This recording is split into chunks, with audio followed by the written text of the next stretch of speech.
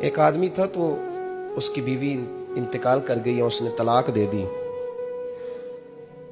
10-11 سال کا اس کا بیٹا تھا. اس نے دوسری شادی کر لی. ایک دن اپنے بیٹے سے کہنے لگا, بیٹے وہ سگی اماں ٹھیک تھی یا یہ والی ٹھیک ہے؟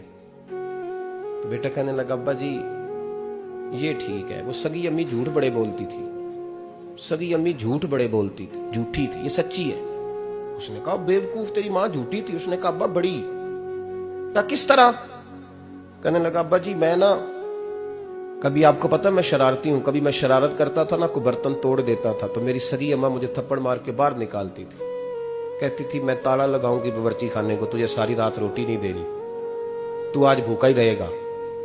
بالکل نہیں دینا, ساری رات نہیں دینا. بڑے دعوے کرتی تھی, قسمیں اٹھاتی تھی, پر بڑی جھوٹی تھی. آدھا گھنٹہ بھی نہیں گزرتا تھا تو گلیوں میں مجھے ڈھونڈنے لگ جاتی تھی, اور لا کے نا تو غلطی میری ہوتی تھی, رونا میری اماں شروع کر دیتی تھی. اوے مینوں نہ ستایا کر وے پترا. پھر میری مرضی کا کھانا مجھے پکا کے دیتی تھی, میری مرضی کا. اور پھر میری اماں مجھے تحفہ بھی دیتی تھی.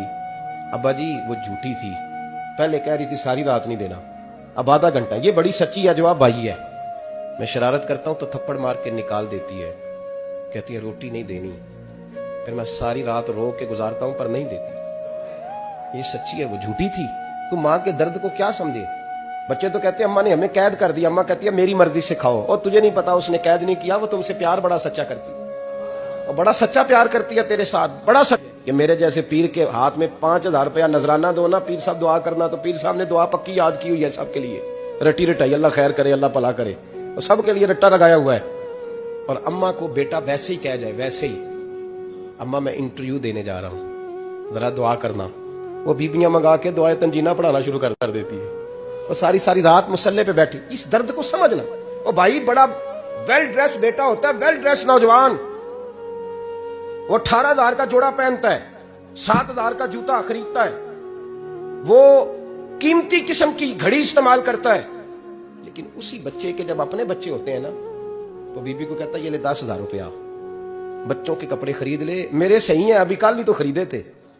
اور باپ, اور تو سمجھا ہی نہیں یار, 30 سال باپ نے جوانی ساری سعودی عرب کو دے دی, لیکن تیرا خیال رکھا تو ماں باپ کے بارے میں.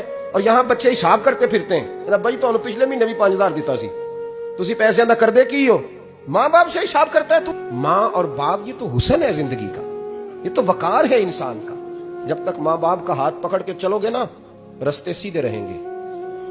اور جس دن انگلی چھوڑ کے سڑک پہ نکلنا پڑا نا, سر چکرانے لگے گا. یاد رکھنا, یہ بڑا مشکل کام ہوتا ہے.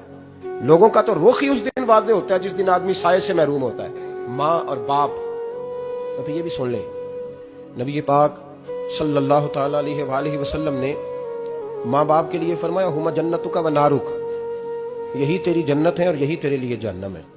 اگر یہ راضی ہو گئے تو تیرے لیے جنت ہے, ناراض ہو گئے تو چاہے تو 100 پیر کے مزار پہ حاضری دے آ, لیکن جب تک ابا راضی نہیں اتنی دیر تک اللہ راضی.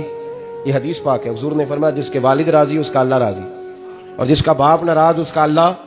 ہاں بے شک. اب یہ حدیث ہے نا, تو سارے ولی ایک طرف بیٹھ جائیں, کہیں یا اللہ بخش دے مرید کو, لیکن اگر ابا کہے یا اللہ نہ معاف کرنا, تو اللہ ان اولیاء کی نہیں مانتا, والد کی مانتا ہے. اس لیے بلے شاہ آسمانی اڈ دیاں پڑھنا ہے, جیڑا گھر بیٹھا انہوں پڑھیا ہی نہیں. بھائی یاد رکھو, ماں باپ سے پیار کرو, ان کی خدمت کرو, ان کے پاس بیٹھا کرو, اور ماں باپ کو ٹائم دیں, وقت دیں, چند گھڑیاں ان کے پاس بیٹھیں.